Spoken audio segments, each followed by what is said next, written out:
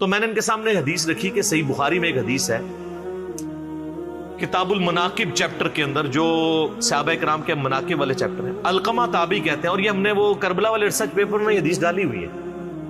علقمہ تابعی کہتے ہیں کہ میں کوفے سے سفر کر کے شام گیا، یعنی آپ سمجھ لیں 15-20 دن کا سفر تھا، اونٹ پہ پیدل، اتنا مشکل سفر۔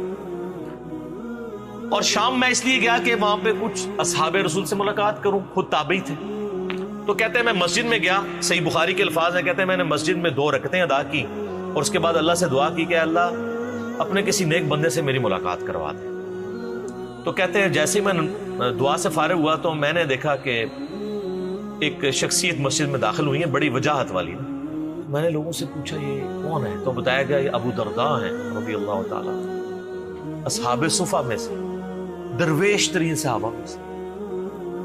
2 نبی الاسلام کے صحابہ بڑے لاڈلے اور درویش اصحاب تھے، ابو درداء اور ابن مسعود رضی اللہ عنہما وعلیہم السلام۔ اسی لیے دیکھیں سیدنا عمر نے جب رومن امپائر گری ہے نا، تو وہاں کا چیف جسٹس لگایا ہے ابو درداء کو، اور پرشین امپائر جب گری تو اس کا چیف جسٹس لگایا ابن مسعود کو۔ اب محنتیں تو ہوئی ہوئی تھی یرموک میں اور قادسیہ میں، اس محنت کے بعد رعایا تک اسلام کی سچی دعوت پہنچے، اس کے لیے ایسے بندے کی ضرورت تھی جو واقعی نبی الاسلام کا تربیت یافتہ ہو، صرف جنگجو نہ ہو۔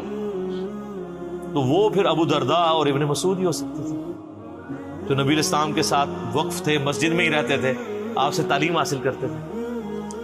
تو انہوں نے کہا حضرت میں نے تو ابھی بھی اللہ سے دعا کی تھی کہ کسی نیک بندے سے ملاقات ہو، میری دعا قبول ہو گئی، ابو درداء سے میری ملاقات ہو رہی ہے۔ تو آپ دیکھیں آج کل آپ کسی پیر کو، بڑے بندے کو جا کے ملیں اور اس کو بتائیں کہ جی میری بڑی خواہش تھی، تو جناب وہ آسمان پہ اڑنا شروع کر دیتا ہے، الا ماشاء ان الا ماشاء اللہ میں بھی مسکین شامل ہوں۔ مجھے صرف اس لیے خوشی ہوتی ہے اللہ کے لیے کوئی ہے، ادروائز مجھے میری طبیعت پہ کوئی فرق نہیں پڑتا، اس لیے کہ ہم بڑی کاز کے لیے کام کر رہے ہوتے۔ تو ابو درداء رضی اللہ تعالیٰ نے فرمایا کدھر سے آئے ہو؟ کہا میں کوفہ سے۔ صحیح بخاری کے الفاظ ہیں، سیدنا ابو درداء کہتے ہیں کہ یار وہ کوفے کے اندر ابن مسعود موجود نہیں ہے، صاحب النعلین، جو نبی علیہ السلام کی مبارک جوتیاں سفر و حضر میں اپنے سینے کے ساتھ لگا کے رکھتے تھے، اور ان کا نام پڑ گیا تھا یا صاحب النعلین، یا صاحب النعلین، نبی علیہ السلام کی مبارک جوتیوں والا۔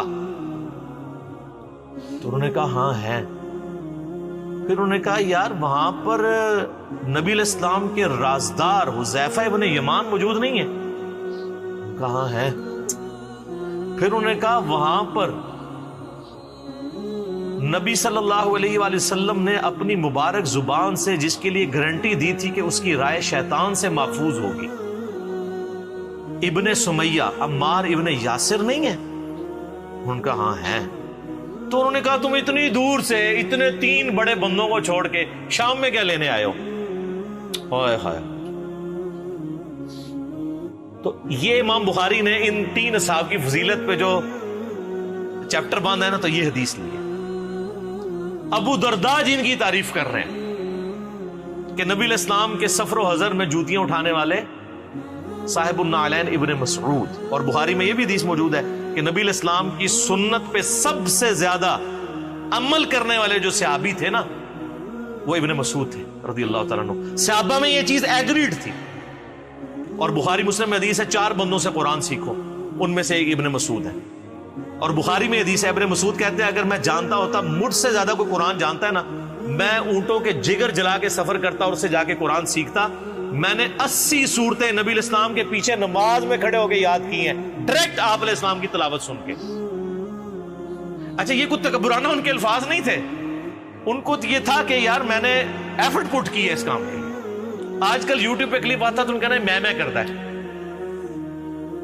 میری باتوں سے کئی لوگوں کو جواب مل گیا ہوگا، سر جس نے ایفرٹ پٹ کیا وہ بتانا چاہتا ہے، اور اس سے آپ سے کوئی اجر نہیں مانگتا، چندہ نہیں مانگتا، کھال نہیں مانگتا قربانی کی، نہ آپ کی کھال مانگتا ہے۔ تو ابن مسعود رضی اللہ تعالیٰ عنہ اور دوسرا حذیفہ ابن یمان کو آپ علیہ السلام نے 12 منافقوں کے نام بتا دیے تھے جو انہوں نے آگے نہیں بتایا، اس لیے میں بھی آپ کو نہیں بتا سکتا. وہ جو صحیح مسلم میں ہے کہ ان کو دوبیلا پھوڑا نکلے گا، بس اتنی. اور تیسرا بندہ کہا کہ شیطان سے اس کی رائے محفوظ ہوگی، عمار ابن یاسر.